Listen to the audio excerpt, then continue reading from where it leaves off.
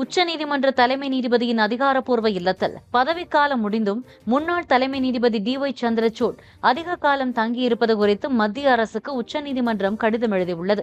இல்லத்தை காலி செய்து நீதிமன்றத்தின் வீட்டு வசதி அமைப்பிடம் ஒப்படைப்பதை உறுதி செய்யவும் வலியுறுத்தப்பட்டுள்ளது. கடந்த ஆண்டு நவம்பர் மாதம் ஓய்வு பெற்ற சந்திரசூட் 8 மாதங்கள் ஆகியும் தலைமை நீதிபதிக்கான கிருஷ்ணமேனன் மார்க் இல்லத்தில் குடியிருந்து வருகிறார்.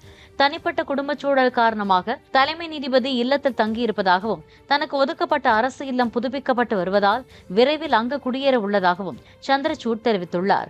உச்சநீதிமன்றத்தில் தலைமை நீதிபதி பி.ஆர். கவாய் உள்பட 33 நீதிபதிகள் உள்ளனர். அவர்களில் 4 நீதிபதிகளுக்கு இன்னும் அரசு இல்லம் ஒதுக்கப்படாமல் உள்ளதாக கூறப்படுகிறது.